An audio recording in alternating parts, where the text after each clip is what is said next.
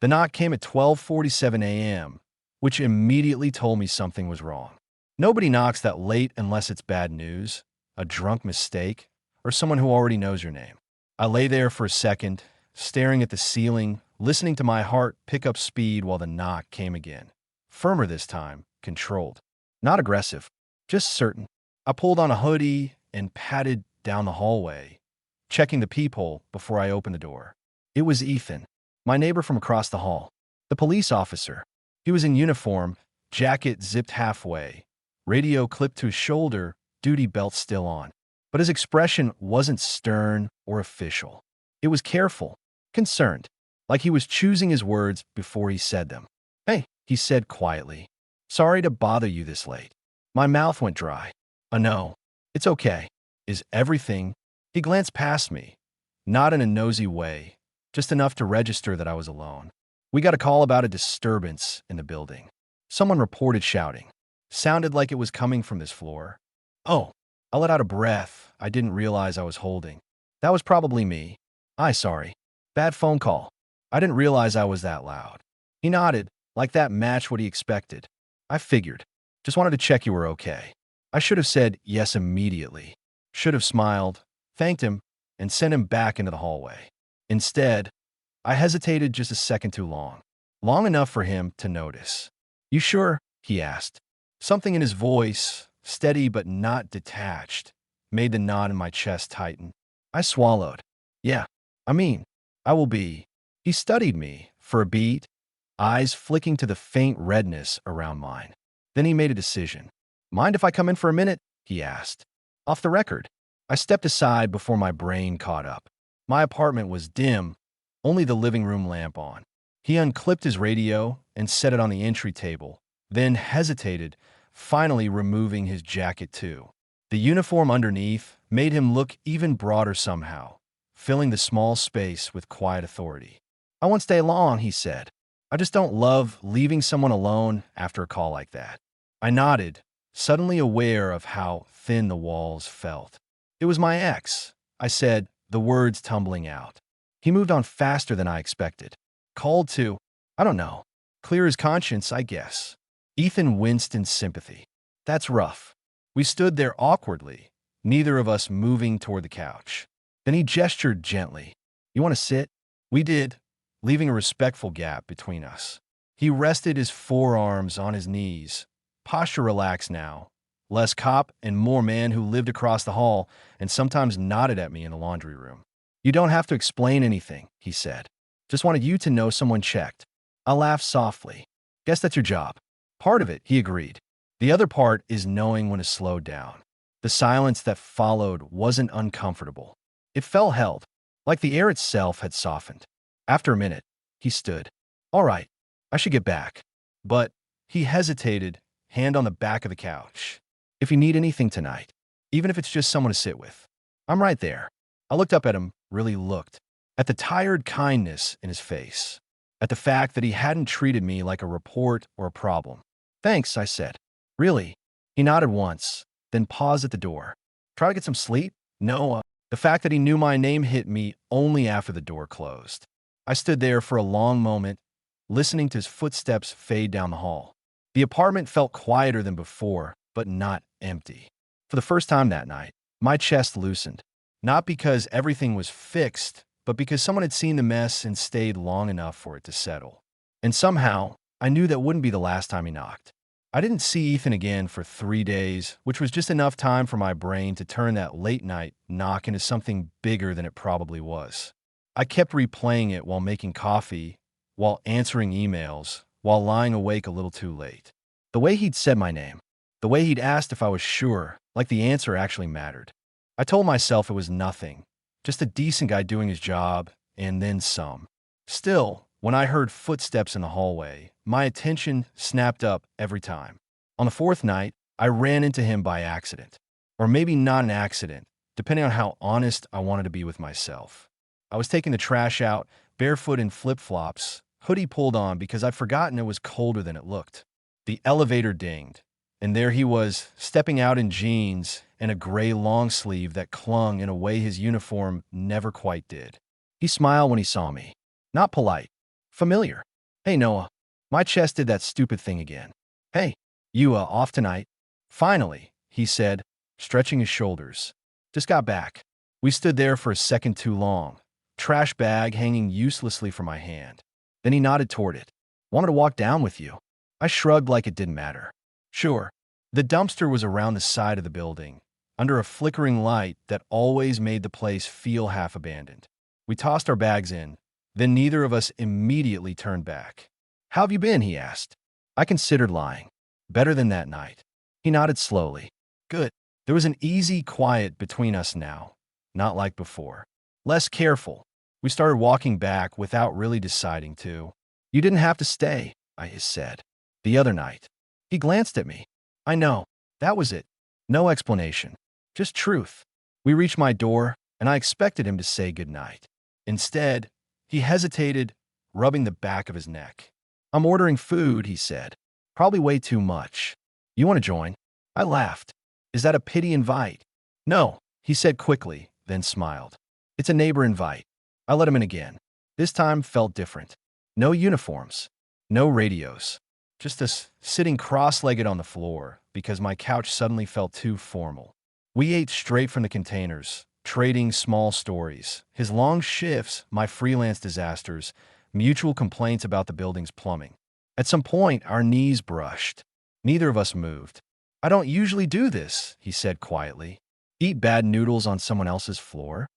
He smiled. Stay. The word hung there, not heavy. Honest. I'm glad you did, I said.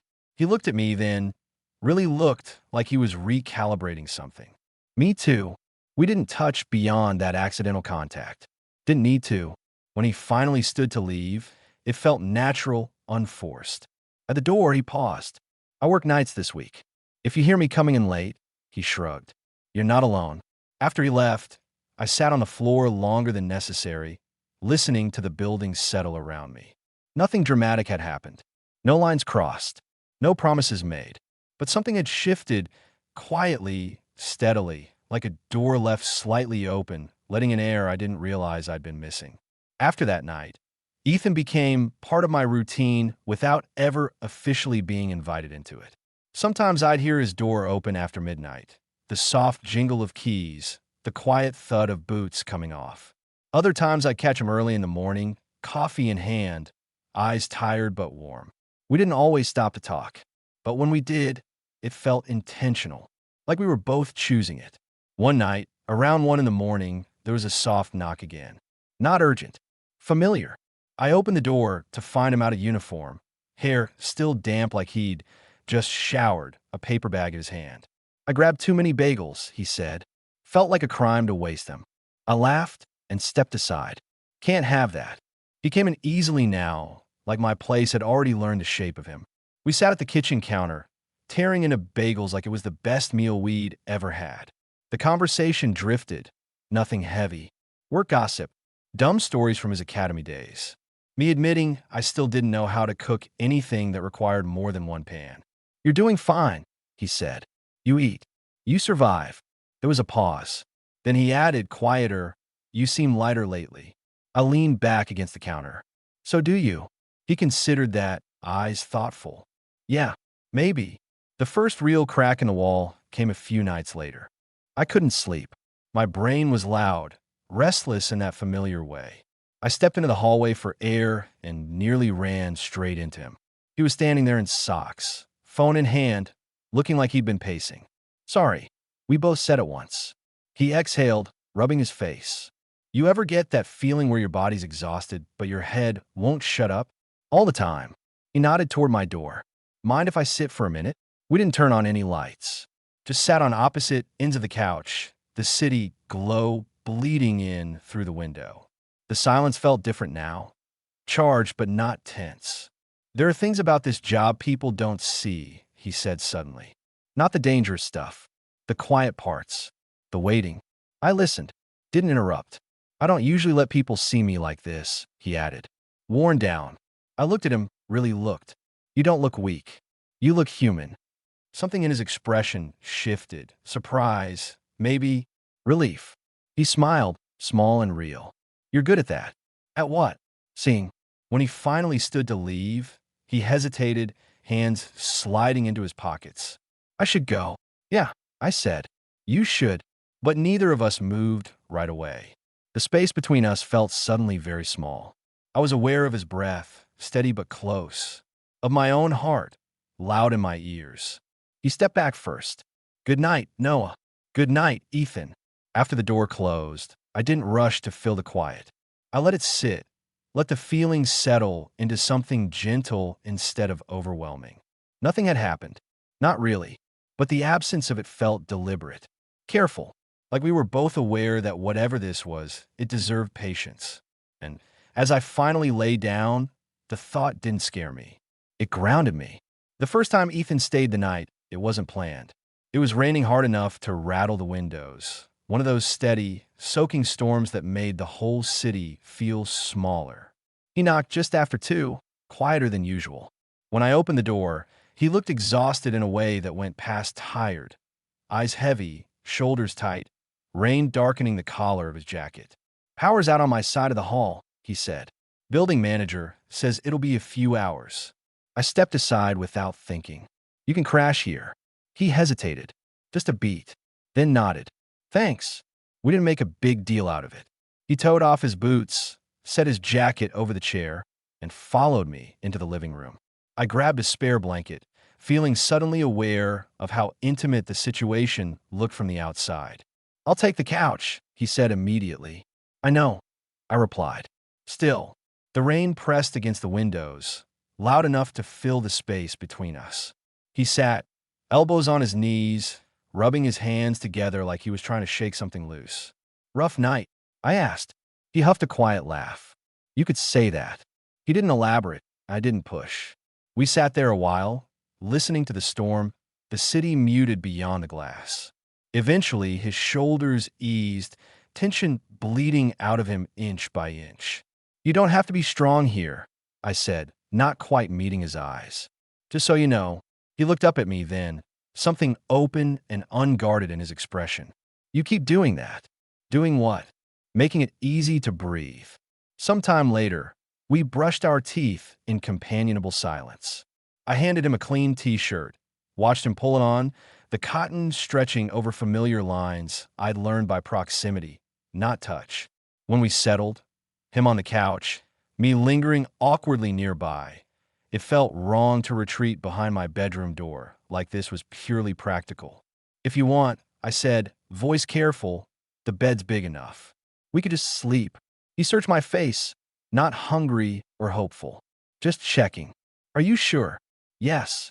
We lay on opposite sides, a respectful distance between us. The rain softened to a hush. I stared at the ceiling, acutely aware of his breathing, slow and steady. After a while, he shifted. No, yeah. Thanks for trusting me. The words settled warm in my chest. You haven't given me a reason not to. He didn't reply, but his hand rested on the blanket between us. Not touching, just close enough to feel intentional. I let my fingers rest there too, a quiet mirror. Sleep came easier than it had in weeks. Morning light found us exactly as we'd fallen asleep. No tangled limbs, no confusion, just a shared calm. When I woke, he was already sitting up, hair a mess, blinking like the day had caught him off guard. Morning, he said softly. Morning. The power was back on. The world resumed its hum. He stood, stretched, then paused. I should go shower before work. I nodded, surprised by the flicker of disappointment I didn't try to hide. At the door, he lingered. This meant a lot, he said. Last night. Me too. After he left, I stood in the quiet apartment, the bed still warm on his side. Nothing had changed, and somehow everything had. It felt like we were learning the shape of something new without rushing to name it. And for the first time in a long while, that patience felt like safety, not hesitation. Like staying wasn't about crossing a line. It was about choosing to be there. After that night, the building felt different. Not louder or quieter, just more aware of itself, like it was holding a secret in its walls. Ethan didn't stop by every day. He didn't suddenly become constant, and that somehow made it feel more real. When we crossed paths, it was still easy, still unforced. But there was a new layer underneath, something steady and patient. One evening, I heard raised voices through the wall. Sharp, angry, unmistakably not mine this time. A couple arguing in a unit down the hall. Doors slamming. The kind of noise that made your shoulders creep up without permission. A few minutes later, there was a knock. Ethan stood there in uniform again, jaw tight, eyes alert. "You good?" he asked quietly. I nodded. "Yeah, you." He exhaled. "Handled it. They're cooling off." I stepped aside automatically. He came in, unhooked his radio, set it down. The ritual was familiar now. Comforting. "You want water?" I asked. "Please." He leaned against the counter while I filled a glass. His hand shook just slightly. Not fear, not adrenaline. Something closer to aftermath. "You don't have to stay," I said. "I know," he replied. "I want to." That choice, simple, spoken, settled between us. We sat at the table this time. No food, just the quiet hum of the fridge and the city beyond the windows. "I don't bring work home," he said suddenly. "Not like this." I met his eyes. "But you did." He nodded once. Because when I walked in here that night, I didn't feel like a cop. I felt like a person.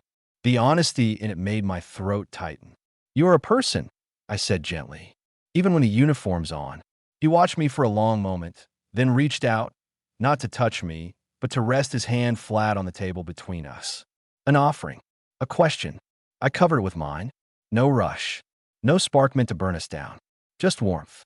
Presence. His thumb shifted slightly under my palm, a barely there movement that sent a quiet awareness through my chest. He didn't pull away.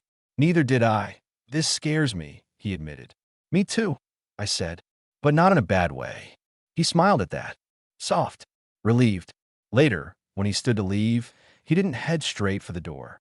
He stopped close enough that I could feel his breath, slow and controlled. "If I cross a line," he said, voice low, "you tell me." "I will," I promised. "And you'll do the same." He nodded. Then, carefully, he rested his forehead against mine. Not a kiss. Not yet. Just contact. Grounding and deliberate. We stayed like that for a few seconds that felt longer than they were. When he finally stepped back, something inside me felt settled instead of stirred. After he left, I cleaned the untouched glasses, wiped down a counter that didn't need it. Not to erase him, but to let the moment land. Whatever this was, it wasn't reckless. It wasn't a late-night mistake or a passing comfort. It was two people choosing to move slowly towards something that felt honest. And for the first time, I wasn't afraid of where that might lead. I was curious. Things didn't turn romantic all at once. They deepened. Ethan started knocking earlier in the evenings instead of late at night. Not every day, just enough to feel intentional. Sometimes it was coffee he made too much of. Sometimes it was nothing at all, just him leaning in my doorway, asking how my day had been like the answer mattered. One evening, he showed up without knocking. Just a soft rap and the door opening a crack, his voice familiar now. "You decent?" "Always," I said, then smiled. "Mostly." He laughed and stepped inside, out of uniform again, sleeves pushed up, forearms tense like he'd just come from the gym. He looked more relaxed lately, less guarded. We cooked together, if you could call it that. Pasta, jar sauce, too much garlic. We bumped into each other in my small kitchen, hands brushing, hips colliding lightly. Each time we paused, checked in with a look. Neither of us pulled away. "You're hovering," he said gently when I leaned over his shoulder to check the pan. "Someone has to supervise," I replied. He turned his head, just enough that I caught the clean scent of soap, the warmth of him. "You trust me yet?" I met his eyes. "Yeah, Ido." Something quiet settled in his expression at that. Like relief had finally found a place to land. Later, we sat on the couch, shoulders touching. A movie played, forgotten. The room was dark except for the TV glow, painting his face in shifting light.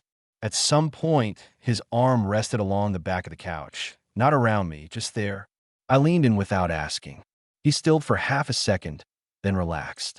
His arm curved naturally, settling around my shoulders like it had always known where to go. We stayed like that, breathing together. "No ruse. No expectation." "Can I ask you something?" he said quietly. "Anything. Are we doing this right?" I smiled softly. "I don't think there's a right way. Just an honest one." He nodded, chin resting lightly against my hair. That's what I want. The words felt deliberate, chosen. When the movie ended, neither of us moved. The silence felt full, not empty. At the door, he lingered again. That was becoming a pattern. I have an early shift, he said. But he hesitated, searching my face. Would it be okay if I stayed? Just to sleep. I didn't answer with words. I took his hand and led him back. We lay together this time, not apart. Still fully clothed. Still careful. His arm wrapped around me, solid and warm. My head fit perfectly under his chin like it had been designed that way. He exhaled long and slow. I don't feel alone when I'm here. My chest tightened. You're not. Sometime in the quiet, he pressed a kiss into my hair. Soft, almost absent-minded. It wasn't a question, it was gratitude. I fell asleep to the steady rhythm of his breathing, feeling safe in a way that had nothing to do with locks or walls or uniforms. It had everything to do with choosing to stay. The first time we kissed, it was almost an accident. Morning light had crept in through the blinds, pale and quiet. Ethan stirred before I did, shifting just enough to wake me. We were still wrapped around each other, his arm heavy and warm across my back, my hand resting at his waist like it had always belonged there. Hey, he murmured, voice rough with sleep. Hey, neither of us moved right away. The city outside was just starting to wake up, distant traffic humming like a held breath. Ethan's thumb traced a slow, absent line along my arm. Barely pressure, more presence than motion. This still okay? He asked softly. I nodded. Yeah, more than okay. He leaned down, slow and careful, giving me time to change my mind. I didn't. Our lips met in a gentle, unhurried kiss. No urgency, no surprise. Just warmth. Familiar already. When we pulled back, his forehead rested against mine, the smallest smile on his mouth. Good, he said, like he'd been holding that word in for days. We didn't rush into anything after that. Life kept moving, shifts, deadlines, bad coffee, small routines, but now it carried something steady underneath it all. Sometimes I'd come home to find his door open, soft music playing inside. Other times he'd be waiting in my doorway, jacket slung over his shoulder, asking if I wanted to eat. We learned each other quietly. The way he needed silence after hard days. The way I talked too much when I was nervous. The fact that he always slept better with a hand on my back, and I always woke calmer when he was there. One evening, weeks later, we stood by the window watching rain streak the glass again. He slipped his hand into mine without thinking. You know, he said, this isn't how I imagined my life looking. I glanced at him. Regret. He shook his head. Relief. That word landed deep, right? The last time he knocked late at night, it wasn't because of a call or a power outage. He stood there in sweats and a hoodie, eyes softer than I'd ever seen them. I don't want to keep pretending this is temporary, he said. Or quiet. Or something we tiptoe around. I felt my chest tighten, not with fear, but with recognition. Me neither. He exhaled, like he just set something heavy down. I'm not going anywhere. I stepped closer, fitting into him easily, my head against his chest. His arms wrapped around me, without hesitation this time. Sure, solid. Good, I said, because neither am I. Later, after he fell asleep beside me, I lay awake for a while, listening to the familiar sounds of the building. Doors, pipes, footsteps, all the same noises that once made the place feel lonely. Now they felt lived in, shared. Nothing about us was loud or dramatic. No grand declarations. Just two people choosing, over and over again, to stay. To check in. To soften where the world demanded armor. And when I finally drifted off, it wasn't with the rush of something new, but with the calm certainty of something real. Something that started with a knock and stayed.